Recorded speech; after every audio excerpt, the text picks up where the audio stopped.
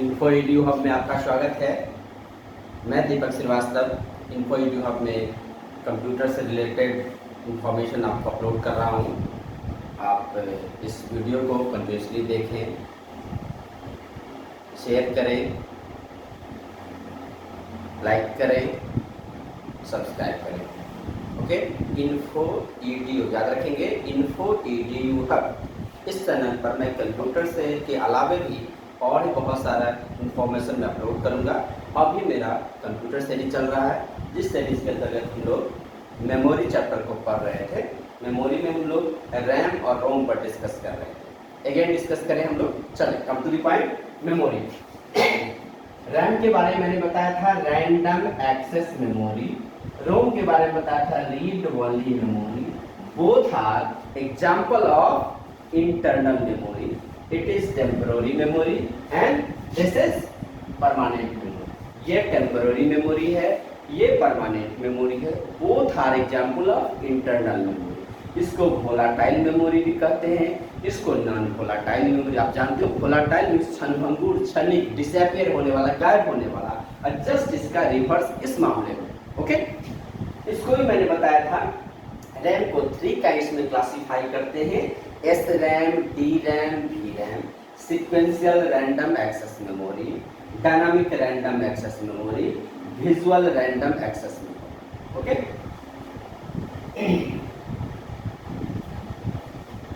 S RAM का use printer में होता है, डी रैम का यूज कंप्यूटर में होता है, वी रैम का यूज आपका मॉनिटर में होता है। ओके, दूसरा एक और चीज समझे, रैम पर आपके सिस्टम का परफॉर्मेंस भी डिपेंड करता है।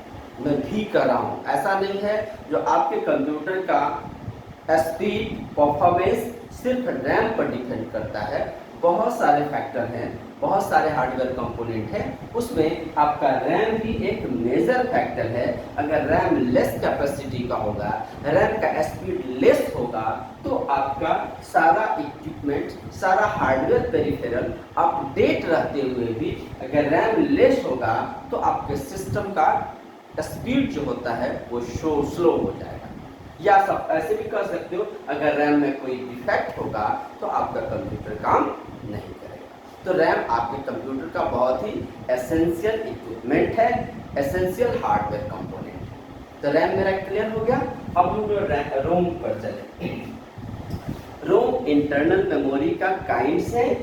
रोम को स्टडी पॉइंट ऑफ व्यू से, रोम को रीड ओनली मेमोरी कहते हैं, हमने 3 काइंड्स में क्लासिफाई किया है, P ROM, EPROM and EEPROM.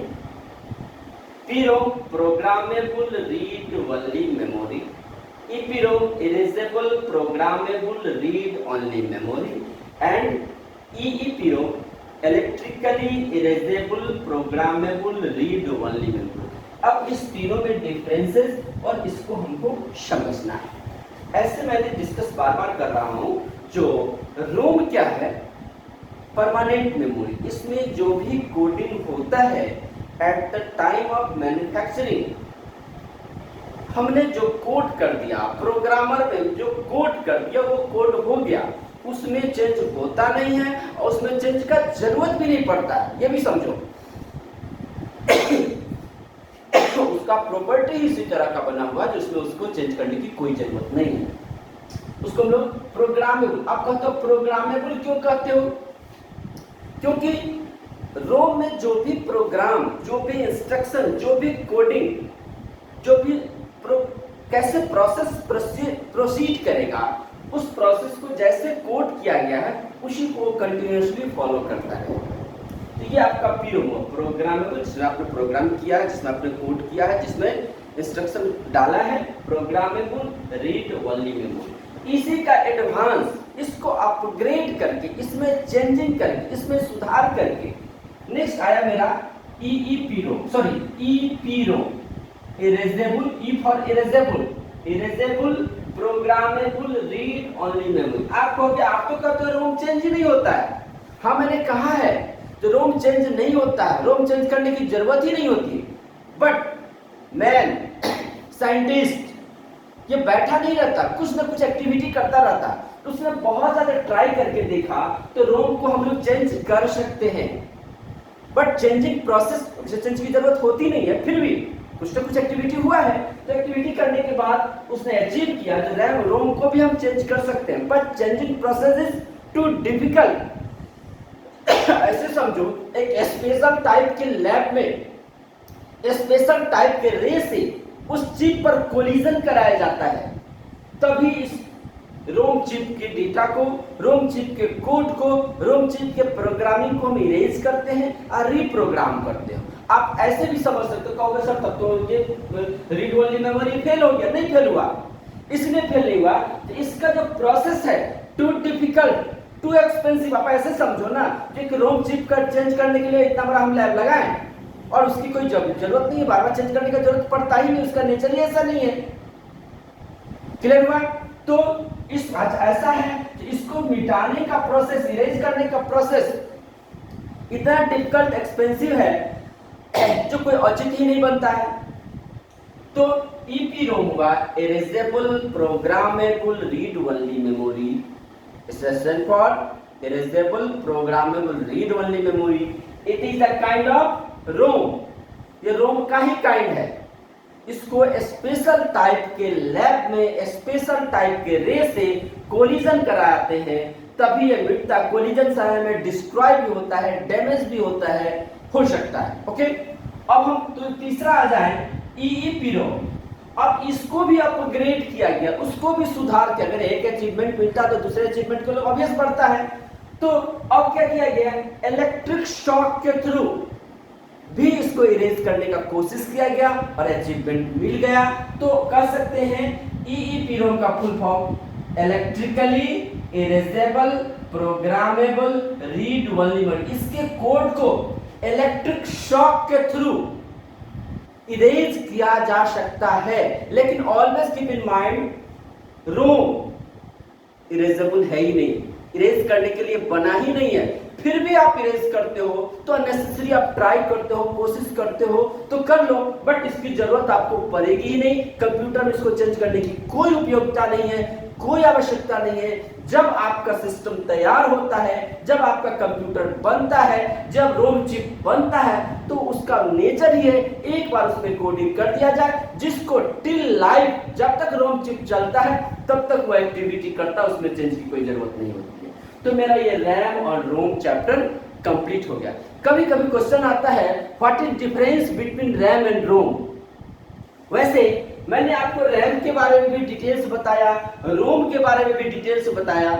अगर आप सारे उसको कंपैरेटिवली पढ़ लेते हो, कंपैरेटिवली याद कर लेते हो, तो आप इस क्वेश्चन को सॉल्व कर सकते हो। लिखना चाहें तो आप ऐसे भी समझ सकते। इसको मैं इरेज कर देता हूं, आप स्क्रीनशॉट लेना चाहें तो स्क्रीनशॉट ले सकते हो। ओके,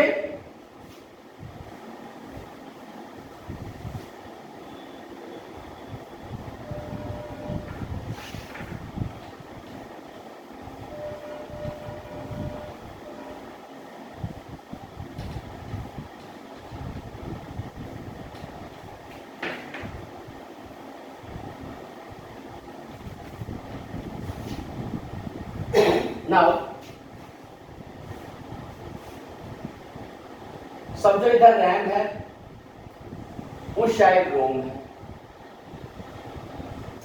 अगर डिफरेंस करने के लिए तो क्या हुआ, रैम टेम्पररी मेमोरी है, रोम परमानेंट मेमोरी। इसको वोलाटाइल मेमोरी के नाम से जानते हैं, इसको नॉन वोलाटाइल मेमोरी के नाम से जानते हैं। इसका full form random access memory होता है, इसका full form read only memory होता है। समझ रहे हैं? तो इसी हिसाब से अगर आप चाहें तो इसको डिफरेंशिएट कर सकते हो। अगर आपका क्वेश्चन आता है या आपको ये समझाना होता है what is difference between RAM and ROM, तो आप रैम के काइंड्स को इस साइड लिख सकते हो, रोम के काइंड्स को इस साइड लिख सकते हो, उसकी यूटिलिटी को इस साइड लिख सकते हो। रैम का जो काइंड्स है SRAM, DRAM, DRAM, और इसके यूटिलिटी को इस साइड लिख सकते हो। तो ऐसे डिफरेंशिएट करके रैम रोम का कंसेप्ट अगर आप क्लियर है तो आपको डिफरेंस पूछे, सिमिलरिटी पूछे, इक्वलिटी पूछे तो आप इसको क्लियर कर सकते हो। वैसे एक बात और मैं यहाँ डिस्कस करना चाहूंगा, किसी कोई अगर क्वेश्चन करता है, एक बात आप ध्यान रखो, कोई भी अगर आपसे कोई क्वेश्चन करता है तो आप इस बात को नहीं ध्यान रखना है जो हमको क्या आता है, आपको इस बात का ध्यान रखना है जो अगले को कैसे समझाना है, अगला हमको क्या चाह रहा है। अगर आप उसको सेटिस्फाई कर लेते हो तो समझो वही आपका आंसर है।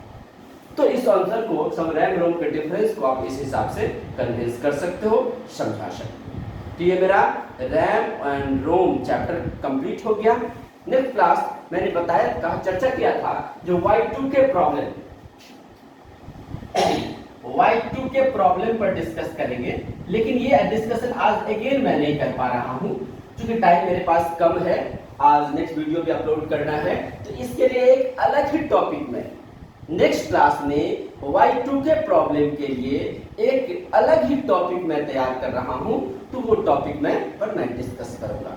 ओके, तो आज का वीडियो मैं यहीं स्टॉप कर रहा हूं। आपको अगेन मैं याद दिला दूं, इन्फो EDU हब इस चैनल को आप सब्सक्राइब करें, यूट्यूब पर सर्च करें, एक दूसरे को शेयर करें और देखें। Okay, thank you.